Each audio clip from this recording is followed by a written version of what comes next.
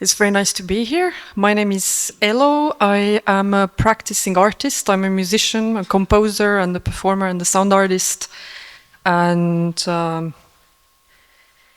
I also live together with two African lovebirds for 15 years already.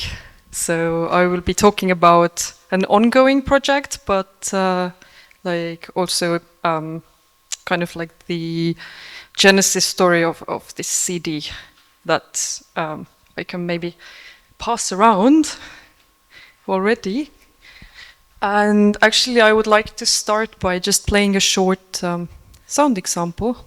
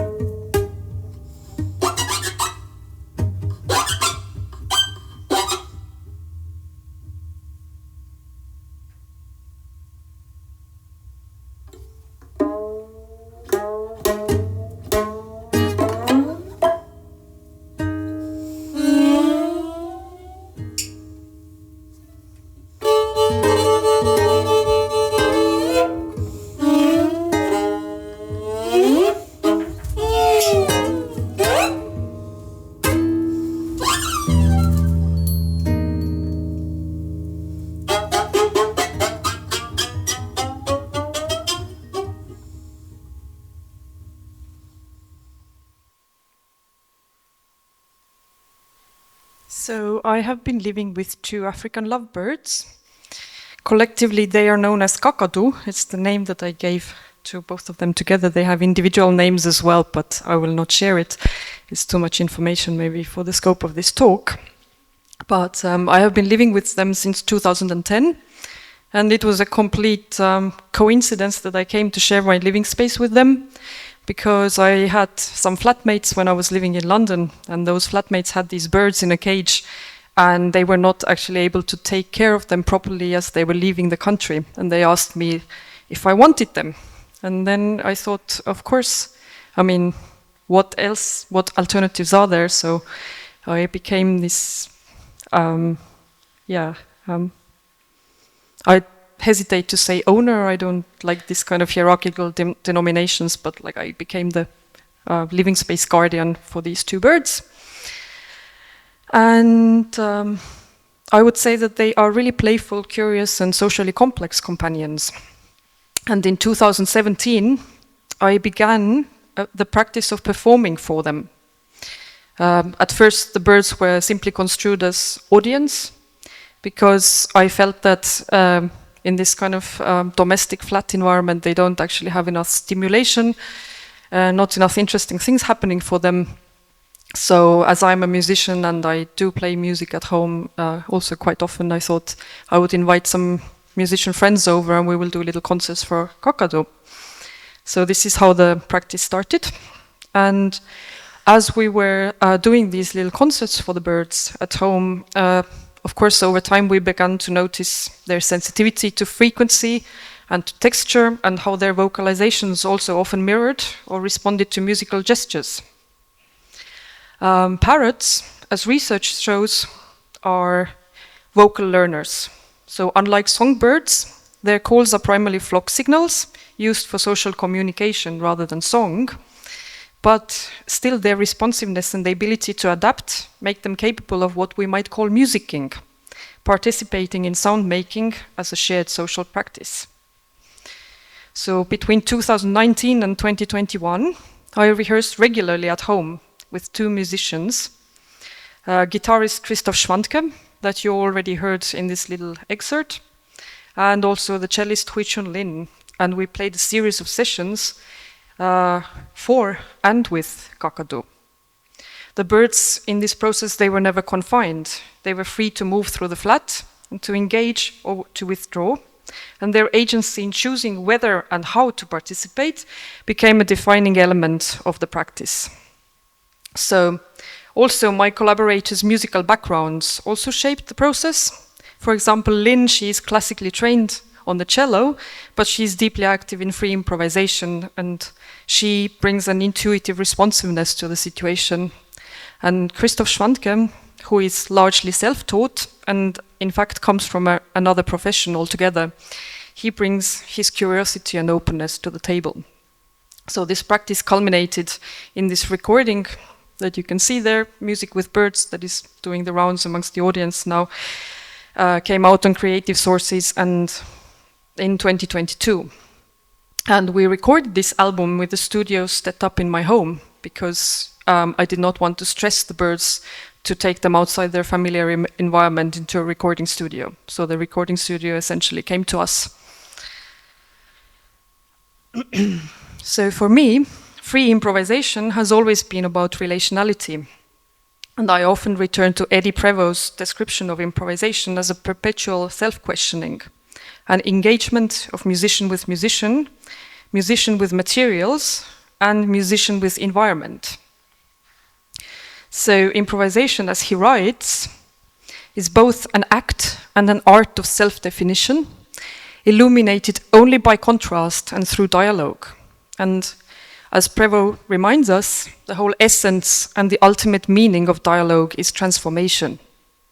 In our session with the birds, this dialogue becomes multi-part musicking, which I define here as a collaborative mode of music making that emphasizes the intentional coordinated participation of distinct voices.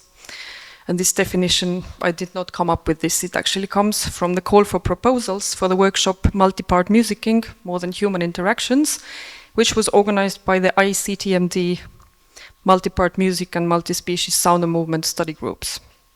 So this perspective is not about fitting birds into a human idea of music, but about listening together across differences and allowing for transformation to occur through encounter.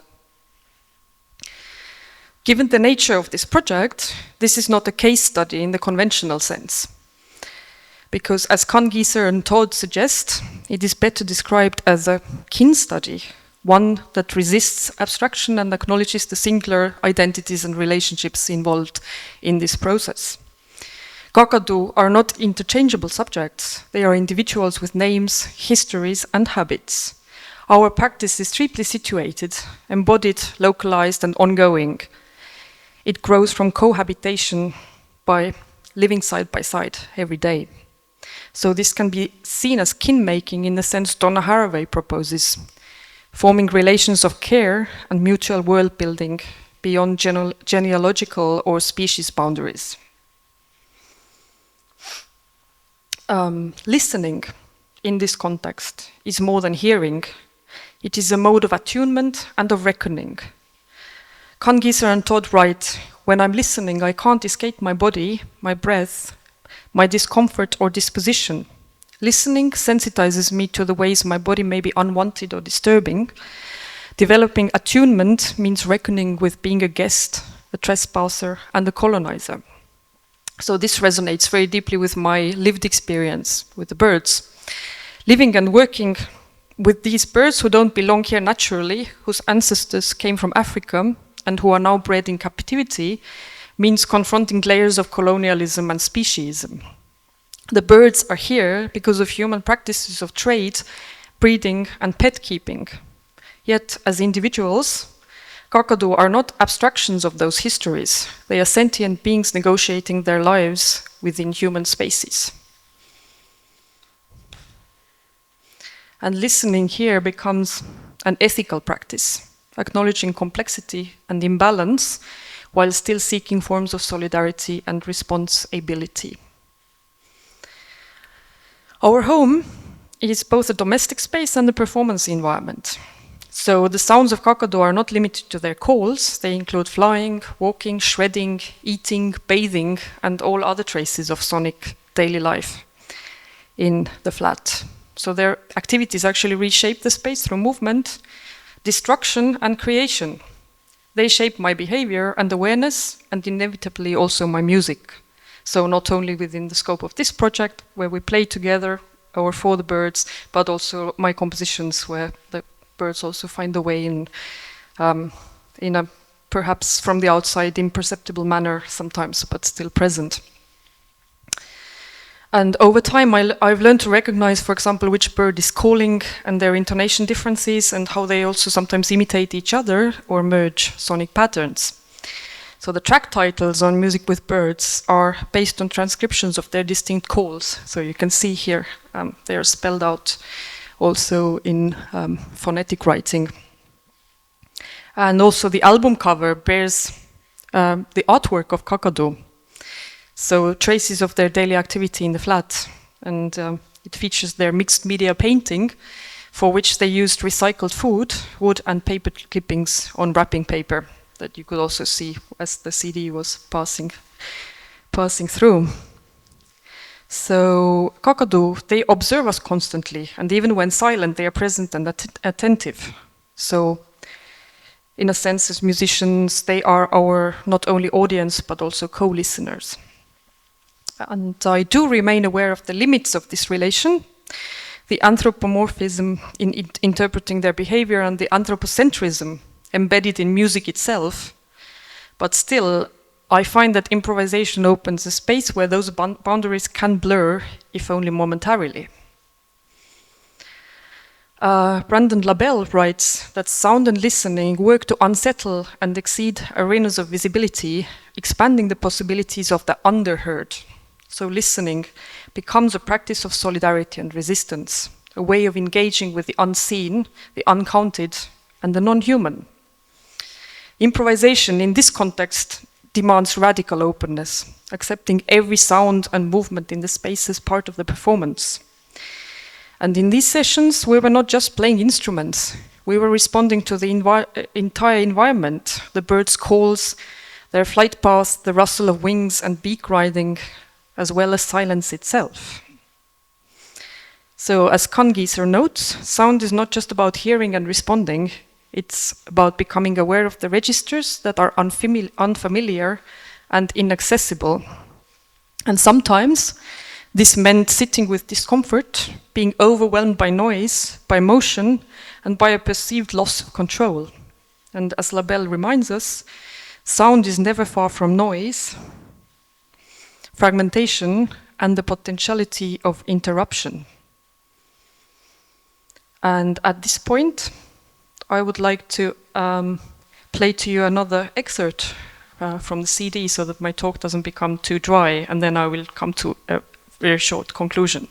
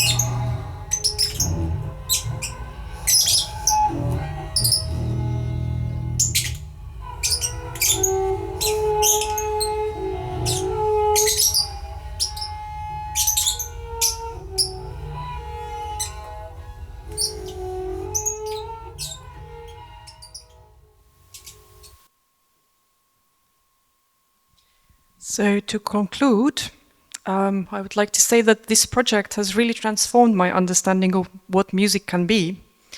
It's no longer just a human art form, but a way of living and listening and responding with others. Working with Kakadu has emphasized for me that improvisation is not only about freedom, but about accountability to the moment, to the place, and to the beings who share it. And as indigenous scholar Nicholas J. Rio writes, animals can become our teachers, and rivers can be our collaborators and co-authors. So the question I want to leave you with is this: what forms of listening might emerge if we approached all sound making as kinship?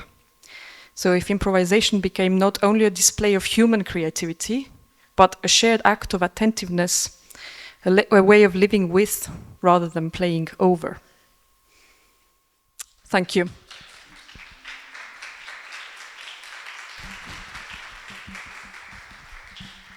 Thank you very much. It was very, very touching and sensitive in a way. Any questions? Okay, 2 questions.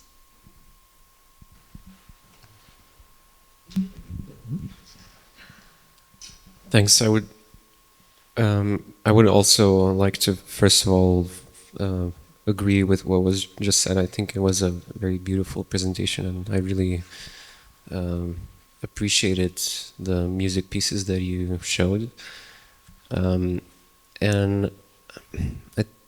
the question that I would like to ask concerns maybe the idea of the creative act. How would you say that, how do you see creativity, and what is the creative act for you? And on top of that, I wanted to ask, because we're talking concerning music, what is the part of techniques in the way you understand, no, I don't know, creativity or even art in a sense, because I suppose techniques could be usually seen as something that you only use as an instrument, but here perhaps there is a different kind of understanding. I know you haven't spoken that much, but I'm just interested because the way I see it, for creativity to unfold, there is a kind of need for techniques. So, thanks. Okay, so I understand this question comes in 2 parts. First of all, like how would I define creativity? And then the second part is I'm not 100% sure what you mean techniques, as in like I mean, are you focusing something kind of more narrowly about instrumental techniques, or kind of like I don't know, techniques of aesthetics, or like how do you define techniques? So I will more of, well, I guess it depends on maybe even the method, how we approach what is techniques, because technique can already be a mode of thinking, but perhaps to be more material, some kind of musical instrument, because we heard musical instruments. So, and about your relationship with the materially defined instruments. Okay, thank you. So I will try to answer to the best of my ability. First of all, yeah, I think the definition of creativity is interesting here, because in the first panel it was also touched upon, and it kind of got defined as something with intentionality. And I would argue against that. I would argue that, for example, for me, and especially in the framework of this project, I think creativity comes based on non-knowledge and also play. And I mean, play is something that is common not only to humans, but has been found all across the animal kingdom as well.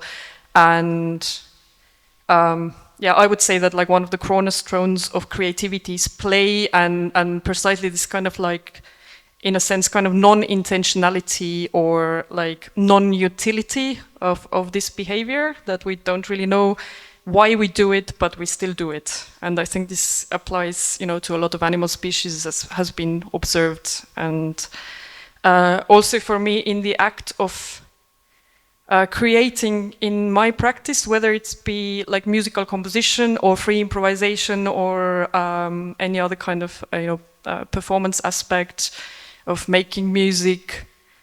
I think very important part is the kind of like the admittance of non-knowledge when I'm entering this kind of creative space, whether I am starting to write a piece or whether I'm entering into a live improvisation framework with other musicians or other species. I try to enter with as little kind of preconceived ideas and with as little, as you might call it, like kind of intentionality as possible.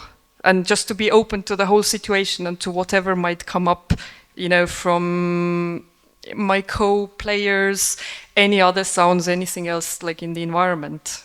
And in response to kind of like maybe to your question about technology or techniques, I think this is one of my techniques. The non-knowledge becomes a kind of like a technique that I use, like across the kind of the spectrum of creating, like whether it be like writing a score or giving a concert of live free improvisation or playing together with birds.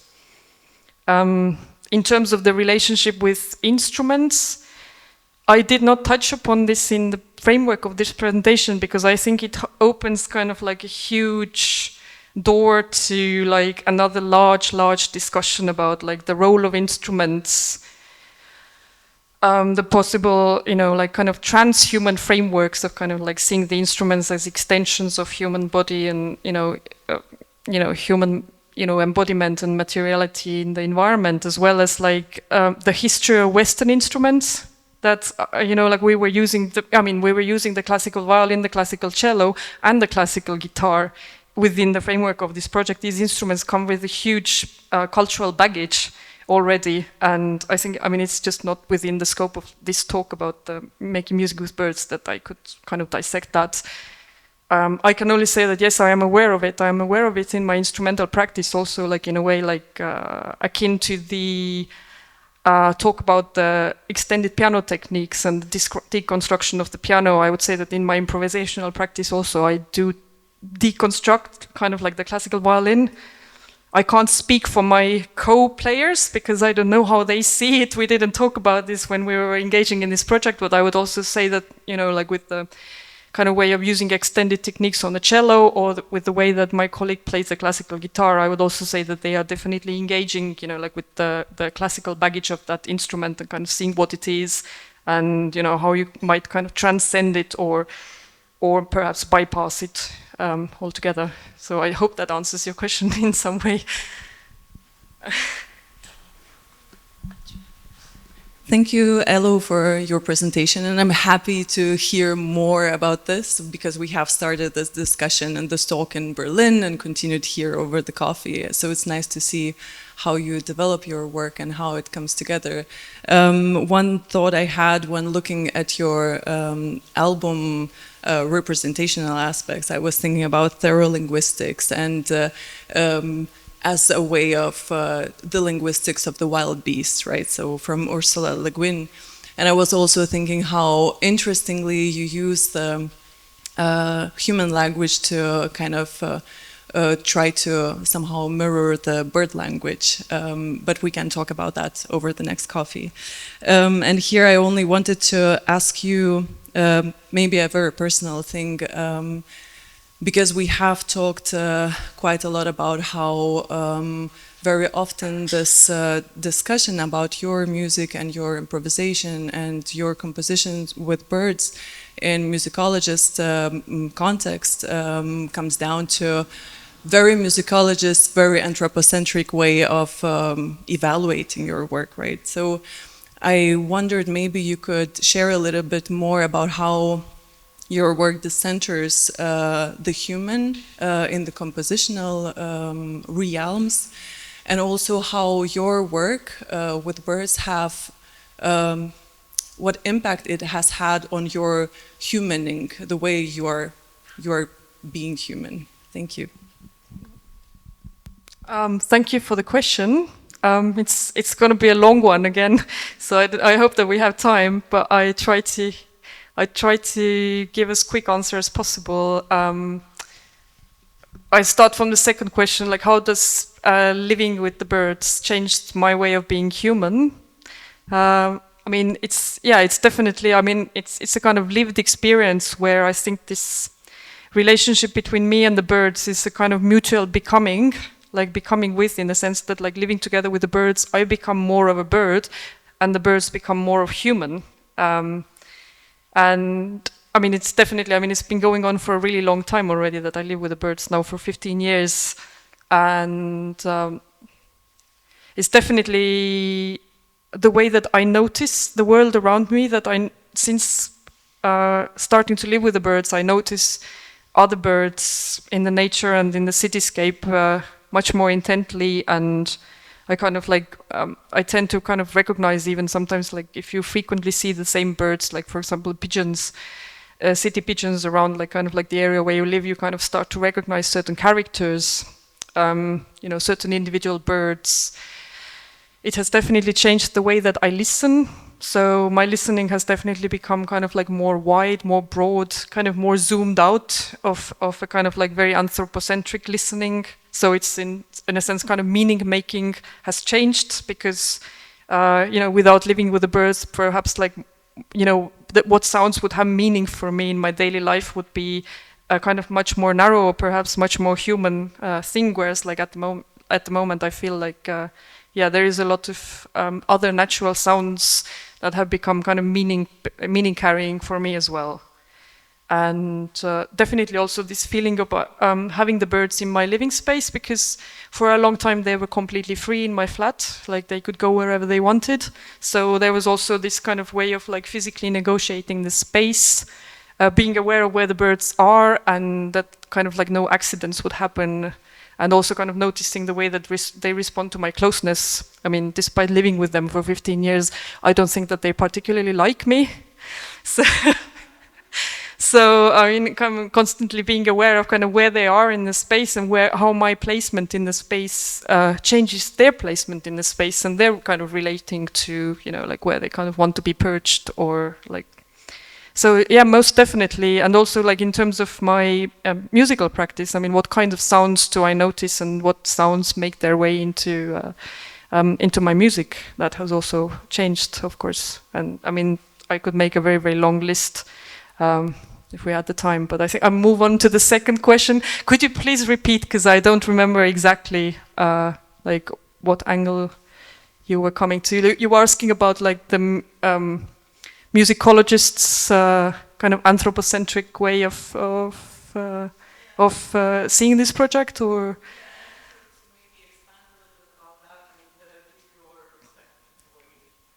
Yeah, I mean, the reason why I'm here presenting this work also, I feel like this arose from the need of like giving this project like the right context, if I may say so, because when this record came out like 4 years ago, I of course tried to send it to as many record reviewers as possible, like all over the world, like people that I could find, that publications that I could find online or offline that would review freely improvised and experimental music.